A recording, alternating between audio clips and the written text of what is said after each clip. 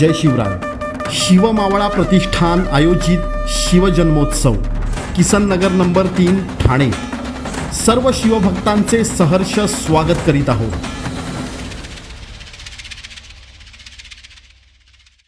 दंडकारण्य दक्षिण भारतातील एक घनदाट गूढ जंगल. ही भूमी प्रभू रामचंद्रांच्या चरणस्पर्शाने पावन झाली होती. त्यांच्या तेजाने इथल्या मातीला एक वेगळेच पावित्र्य लाभले होते. ज्ञान, शस्त्र, शौर्य, कला आणि संस्कृती याचा संगम इथे घडत गेला आणि दंडकारण्य बनलं एक तेजस्वी स्वप्न, ज्याचं तेज सूर्यालाही लाजवेल असं. पण जिथे तेज असतं तिथे अंधकारही दबा धरूनच असतो. या तेजावर, समृद्धीवर एक काळोखी नजर पडली. अलाउद्दीन खिलजीने आपल्या सत्तेच्या लालसेने देवगिरीच्या यादवांवर आक्रमण केले आणि इथूनच सुरू झाला परकीयांच्या गुलामगिरीचा काळ. समृद्धतेच्या वसाहती तुटल्या, देवळं पाडण्यात आली, गावं जाळण्यात आली, संस्कृतीचा गाभा हदरून गेला आणि पुढची तब्बल 400 वर्ष या भूमीने गुलामीचे, अन्यायाचे तटके सहन केले. पण ही भूमी संपूर्णपणे मेली नव्हती. दैन्याच्या राखेखाली एक स्फुल्लिंग पेटत होतं. मातीतून उठणाऱ्या वेदनेच्या आर्त हाकेमुळे ही भूमी पुन्हा सज्ज होत होती. त्या हाकेचा स्वर अधिक स्पष्ट होऊन निघाला.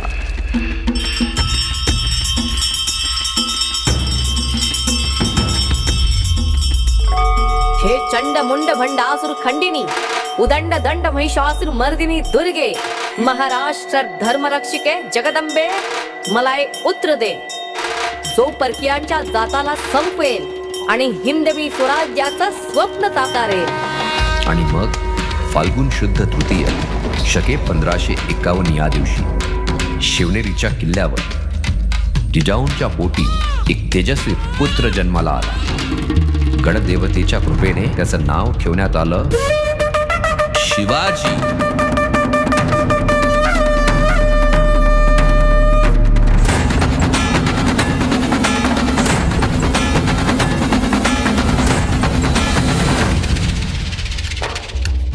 शिवरायांच्या जन्मानंतर गडावर एक नवचैतन्य भरलं होतं. वाढत्या वयाबरोबर त्यांचा खोडकरपणाही अधिकच खुलत चालला होता. त्यांच्या बाललीला गडावर कौतुकाचा विषय बनत. कधी अचानक मधुपाक खाण्यात शिरून सुगरणींना घाबरवत, तर कधी संधी मिळतात सवंगड्यांच्या संगतीने दही लोणी फस्त करत. पण ह्या खोडकर स्वभावाला एक मायाळू, संवेदनशील बाजूही होती. अधूनमधून घोड्यांची देखभाल करताना शिवबांच्या मायेचा हात त्यांच्या अंगावरून फिरत असे. गोठ्यातील गाई वासरांना चारा पाणी देत असे. मावळ्यांसोबत बसून गमतीने जेवण खात, तर कधी त्यांना भरवत. त्यामुळे गडावर एक प्रसन्न, आनंदमयी वातावरण असायचं. पण गडाखाली मात्र परिस्थिती अत्यंत कठीण बनली होती. एकीकडे परक्यांच्या गुलामगिरीची साखळी लोकांना अधिक घट्ट पकडू लागली होती, तर दुसरीकडे निसर्गानेही पाठ फिरवली होती. पाऊस थांबला होता, जमीन फाटत चालली होती, शेतकरी भुकेने त्रस्त झाले होते. या कठीण परिस्थितीत जिजाऊ स्वतः सर्व रयतेला आधार देत होत्या. जिजाऊंची रयतेबद्दलची आपुलकी आणि माया शिवरायांच्या मनातही उमलू लागली होती. दरम्यान शिमगाजवळ आला. भूक आणि वेदनेने त्रस्त झालेल्या लोकांमध्ये आनंदाचा क्षण निर्माण करण्यासाठी होलिकेचं आयोजन करण्यात आलं. होम सजला, पूजेला सुरुवात झाली. धार्मिक विधी पार पाडताना जिजाऊंच्या मुखातून एक आर्त उद्गार निघाले. पिढा पिढा टळू दे, बळीच राज्य येऊ दे. लहान शिवबा बाजूला उभे राहून हे सगळं पाहत होते. त्यांनी आपल्या बालसुलभ उत्सुकतेने विचारलं, साहेब, हा बळीराजा कोण आणि बळीचे राज्य म्हणजे काय? जिजाऊंनी प्रेमाने त्यांना भगवान विष्णू यांच्या वामन अवतार आणि बळीराजाची गोष्ट सांगितली. त्यातून त्यांनी समजून घेतलं, बळी म्हणजे न्यायी, परोपकारी राजा आणि बळीचं राज्य म्हणजे लोकांना सुखाने, बंधुभावाने जगता येणारं असं राज्य. हे ऐकून छोट्या शिवबांच्या डोळ्यात जिद्दीची चमक आली. त्यांनी उत्स्फूर्तपणे उद्गार काढले, मासाहेब, मग मी होईन बळीराजा. मी करीन सर्वांना सुखी. त्या दिवसानंतर जिजाऊंनी शिवबांवर अधिक प्रेमाने संस्कार करायला सुरुवात केली. रामायण, महाभारत, पुराण यातील कथा रोज सांगितल्या जात. त्यातून धर्म, न्याय, नीती, कर्तृत्व आणि नेतृत्व याचे धडे शिवबांच्या मनावर खोलवर रुजू लागले. त्याचबरोबर शस्त्रकलेचे प्राथमिक शिक्षणही सुरू झालं. धडपड, शौर्य आणि कणखरतेचे बीज त्यांच्या मनात रुजत होते. एक दिवस शिवनेरीवर शहाजी राजे यांचं पत्र आलं. त्यात लिहिलं होतं, आदिलशाही सरदाराने पुणे उद्ध्वस्त केलं आहे. आता पुण्यनगरी पुन्हा समृद्ध करायची जबाबदारी जिजाऊंवर सोपवण्यात आली. त्यासाठी शहाजी राजे यांनी एक अत्यंत विश्वासू सरदार पाठवला. त्याचं नाव होतं दादोजी कोंडदेव. जिजाऊ, शिवबा आणि दादोजी पुण्याकडे निघाले आणि तिथे पोचल्यावर त्यांनी पाहिले, धुरांच्या लाटांनी आभाळ काळवंडलं होतं. पडके वाडे, उद्ध्वस्त गावठाण हे सर्व पाहून त्यांचे मन उदास झाले. तेवढ्यात एक वृद्ध स्त्री जिजाऊंच्या पुढ्यात आली. डोळ्यातून घळाघळा अश्रू वाहत होते. त्या अश्रू फक्त दुःखाची नव्हे तर अपमानाची आणि लाचारीची कहाणी सांगत होते. जिजाऊंचं मन ढवळून निघालं. तरीही त्या शांत होत्या. त्यांनी तिच्या खांद्यावर हात ठेवत धीटपणे म्हटलं, धीर धरा, जगदंबेवर विश्वास ठेवा. वृद्ध स्त्री फाटक्या आवाजात म्हणाली, कसली जगदंबा मासाहेब, कसली जगदंबा. अरे धराधमाळ आमचं पुणं लुटलं या. गारवाचं नांगर फिरवलंय. आमचं कोडी उरलं नाही. मारी आमचं कोडी उरलं नाही. त्या अश्रू जिजाऊंनी स्वतःच्या पदराने पुसले आणि मग त्यांनी निर्धाराने आदेश दिला, पंत, देशमुख, पाटील, कुलकर्णी, लोहार, चांभार सगळ्यांना परत बोलवा. त्यांना सांगा, शहाजीराजांचे सुपुत्र शिवाजीराजे स्वतः पुण्यात आले आहेत. त्यांच्या ज्या काही फिर्यादी असतील त्या आम्ही जातीने सोडू. विघ्न व्हावे दूर म्हणून बाप्पा विराजला. मंदिराजवळी लाल माल बांधियेला. विघ्न व्हावे दूर म्हणून बाप्पा विराजला. मंदिराजवळी लाल माल बांधियेला. भर उन्हात मोठ्या जल्लोषात सोन्याचा नांगर चालविला.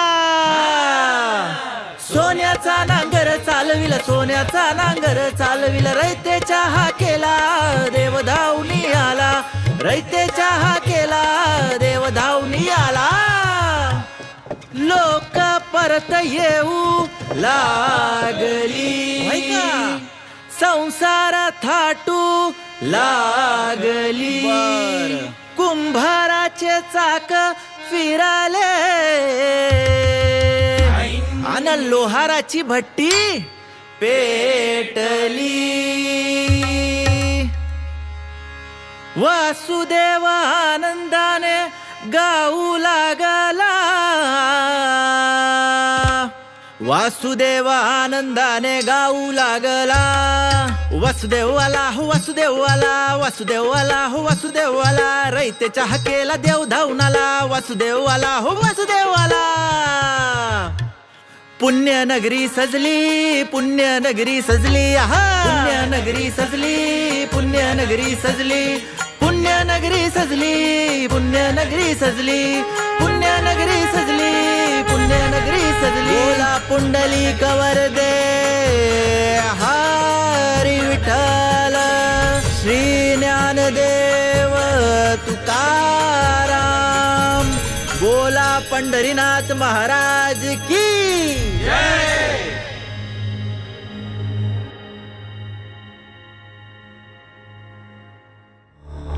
मराठे शूर होते, पण ते अद्याप आदिलशाहीचे चाकर होते.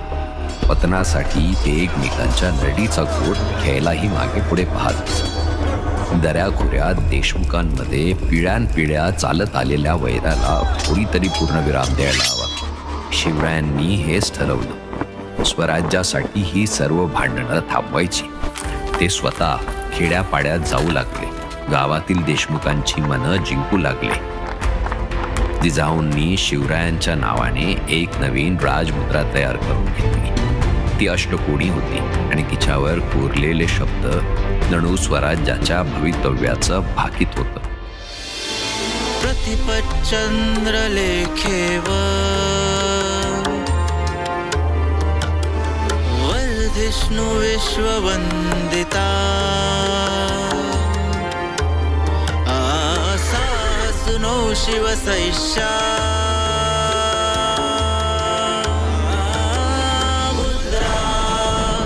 भद्राय राजते. अर्थ प्रतिपदेच्या चंद्रकलेप्रमाणे दररोज वाढत जाणारी, संपूर्ण विश्वाला वंदनीय असणारी शहापुत्र शिवाजीची ही मुद्रा मंगलकारक ठरेल. हीच मुद्रा आता पत्रव्यवहारात वापरली जाऊ लागली, जेणेकरून शिवरायांचं नाव आणि प्रभाव गावोगाव पोचेल. मावळ खोऱ्यात फिरताना शिवराय एक एक माणूस जोडत होते. शूरवीर, मुत्सद्दी, स्वप्नवेदक. त्यांना पाहून गोरगरिबांना वाटायचं, हा कुणीतरी आपलाच आहे.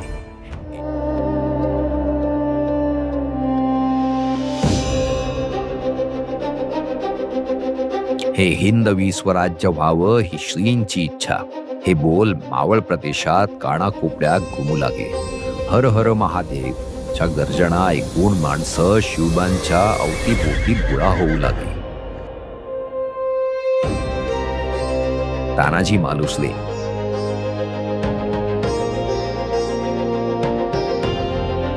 यसाजी कंक,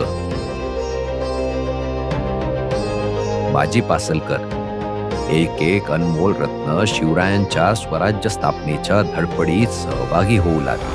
आपल्या ह्या विश्वासू सवंगड्यांसह शिवरायांनी रायरेश्वर गाठलं. इथे महादेवाचं प्राचीन मंदिर होतं.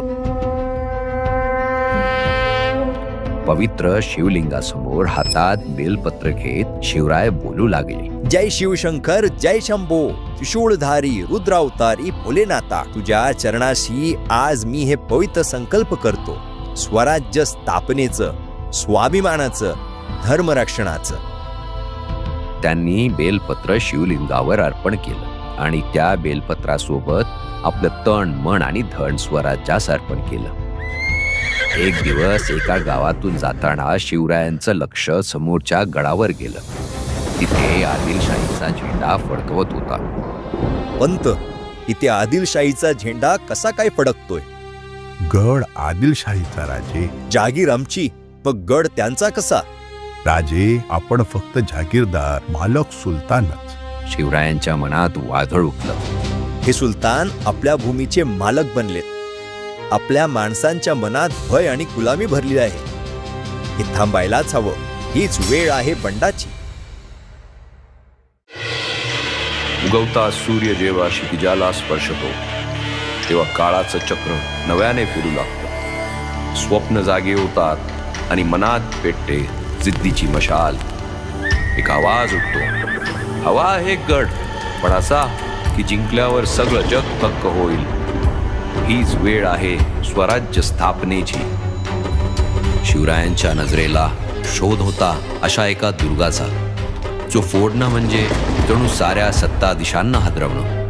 असा गड तो केवळ भौगोलिक दृष्ट्या बलाढ्य नव्हे तर सामर्थ्यानेही अभेद्य. आणि तो मिळाला मावळ प्रांतात. आदिलशाहीच्या ताब्यातील एक विशाल दुर्ग, प्रचंड गड म्हणजेच तोरणा. सागर सपाटीपासून 4603 फूट उंच, भक्कम बुरुज, भुयारी मार्ग, जुजार व भेदक अशा 2 माचा. जणू काही पर्वताचे लोखंडी कवचच. हा गड म्हणजे आदिलशाहीचा आत्मभान आणि त्याला जिंकण्यासाठी लागणार होती एक जबरदस्त झेप. शिवरायांनी आपली गुप्तहेर यंत्रणा हलवली. आदेश दिला बैरजी नायकांना, हा गड फोडायचा आहे, पण आधी त्याला आतून ओळखा. बैरजींनी वेषांतर केलं. गडाच्या पायथ्यापासून गाव कुसापर्यंत फिरून शिबीर, माची, बुरुज, शस्त्र आणि सैनिक सगळ्यांची रचना जाणून घेतली. शिवरायांसमोर उभं राहत ते म्हणाले, राजे, किल्लेदार बेफिकर आहे, सेना आहे, पण दारुगोळा कमी आहे. योग्य नियोजन केल्यास एक झडपेत धड आपला होईल. मग ठरलेच, स्वराज्याचं पहिलं तोरण याच गडावर बांधायचं. बाजी पासलकर, तानाजी मालुसरे, यसाजी कंक, या शूर सरदारांसह मावळ्यांचं सैन्य सज्ज झालं. गनिमी कावा, शत्रूला सावरायची संधी नाहीच द्यायची. रात्र काळोखाची, ढग दाटलेले, झाडांमधून डोखवणारा चंद्र, निसर्गही जणू साक्षीदार झाला.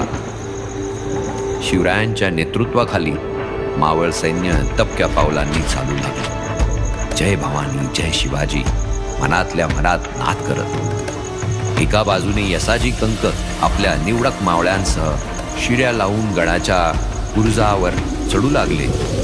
पावसाचा अडथळा, वाऱ्याचा झोम पण इच्छाशक्तीला काही थकू शकलं नाही. मुख्य दरवाजाजवळ पोचल्यावर वर्षा हलवली गेली. दरवाजा उघडला आणि मग हर हर महादेव एकच गजर. मावळ्यांनी गडावर झडप घातली.